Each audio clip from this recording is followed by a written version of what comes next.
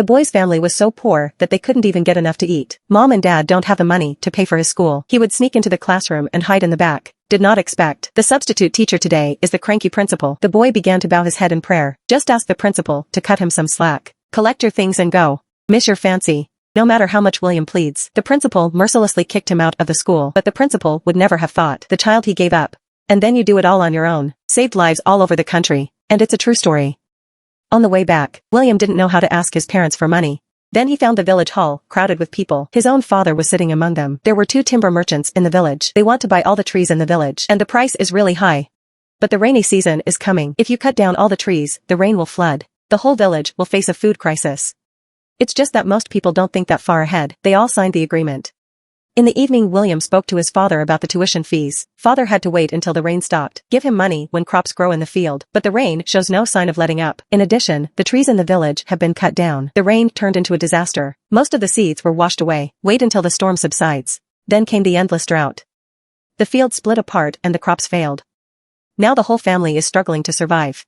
Not to mention William's tuition. So a chilled William had to accept his cruel fate. Until this evening. He saw the teacher secretly dating his sister. When William saw that, he was so angry that he wouldn't let me go to school, trying to hit on my sister. So the next day he called his friends. I'm going to take apart the teacher's bike. But I was about to do it. The headlight suddenly caught his eye.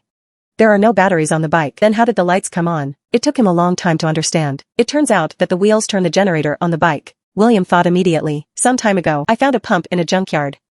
If we can generate electricity like this to drive the pump, then you can pump out a steady stream of groundwater. And with water, there is no need to watch the sky to eat. Thinking of this, William immediately infiltrated the library, then find a book on energy utilization on the bottom floor. William's eyes lit up with hope. But then harsh reality hit him in the head. The long drought prevented crops from growing in the fields. We'll have to wait until next year to try our luck.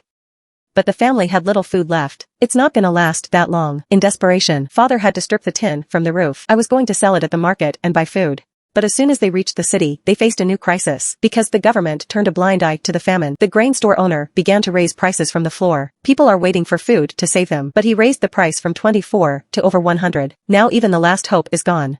The angry father didn't want to sit still, so he followed the villagers to protest. Mother and sister came home and were preparing to cook, but then the neighbors burst in. The next second, the neighbors rushed forward. The mother and daughter were helpless to fight back. I watched as a bucket of flour was taken from me. But then there was a noise outside. More hungry villagers burst into their homes, ransacked the warehouse. The famine turned them into bandits. The desperate mother could only sit on the ground and cry. Until that day, several grain trucks passed through the village. The villagers followed suit. Mother saw this. Take all the family savings and hand it over to William. Let him buy grain. William got on his father's bicycle and set off at once. But by the time he gets here, the line to buy grain is as far as the eye can see. There is simply not enough food for everyone. So he sneaked around the line to the back door, hide the bike first, and then fight his way through the crowd.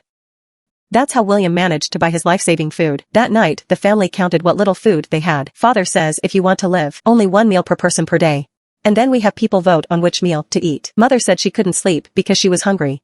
But William wanted breakfast. So you don't have to go hungry all day. The sister could not listen any longer. He slammed the door and walked out. He complained angrily to his mother. If dad hadn't left home that day to join the protest, the grain will not be robbed by people. The voice just stopped. Mother went up and slapped him hard. I ain't missing you, yeah.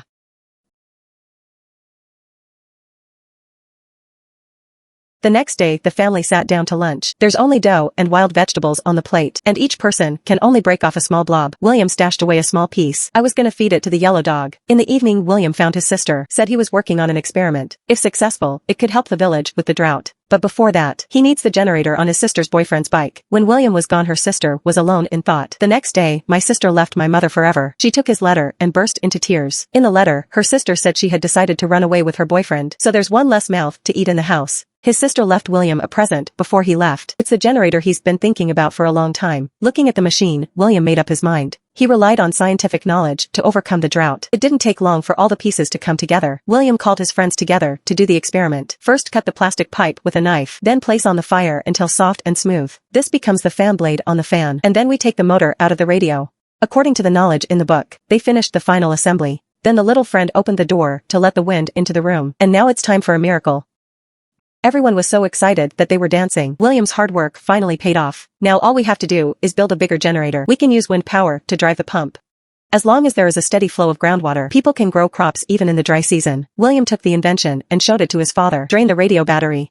He can still work. I'll play for you. Do me a favor. I'll help you go.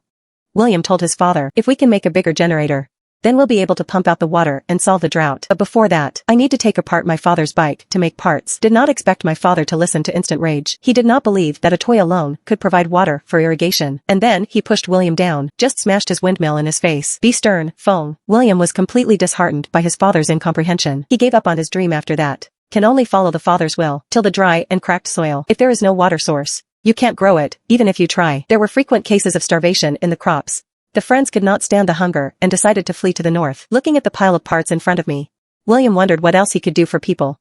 Before long, even the family's big yellow dog starved to death. William held the yellow dog and cried silently. Life had lost all hope for him.